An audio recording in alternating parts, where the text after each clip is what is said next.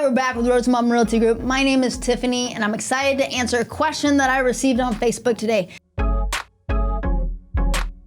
Now it's a little bit long, so I'm going to paraphrase it, but a lease agreement has been stipulated that the tenant is responsible to change AC filters. The tenant moves in and they do not like that the ceiling's so high and they don't have a ladder to be able to reach the ceiling. So the company is asking me, what do I do? We say it's the tenant responsibility. 9 times out of 10, we do say it's the tenant responsibility as well. But if the ceiling is so high that they have to have not just a regular ladder, but an extended ladder, all of a sudden there's a little liability. So we will change filters for the up high that you have to have an extended ladder because of safety, and we want to make sure it's done correctly and not have any issues in the property, because what we look at is the liability of the owner, liability of the tenant, and anything that can happen on that property that affects our day at the same time. And what's more important, getting that AC filter changed or fighting it with the tenant?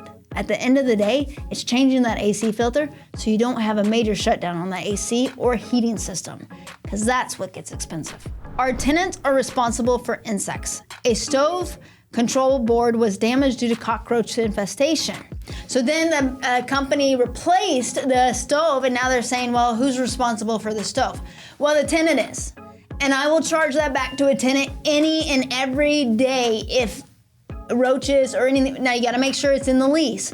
But if pest control is tenant responsibility, and because the pest was not taken care of by the tenant, a stove was hindered and broken and went bad, then that stove is the responsibility of that tenant. And yes, charge it back to them, but again, make sure you go back to your lease and make sure it's stated in that lease that that's what you can do, because everything goes back to the contract.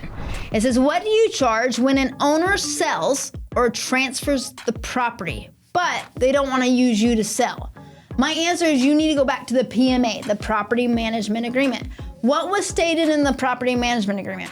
If there's nothing stated there, you're not charging anything. If you state something is charged so everything's up front, then you can charge what's stated in your PMA.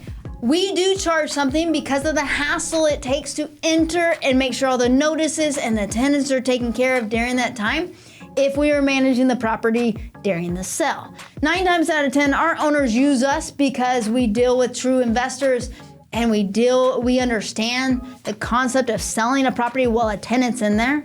But at the end of the day, everything goes back to the Property Management Agreement. So make sure it's written in there and make sure it's stipulated.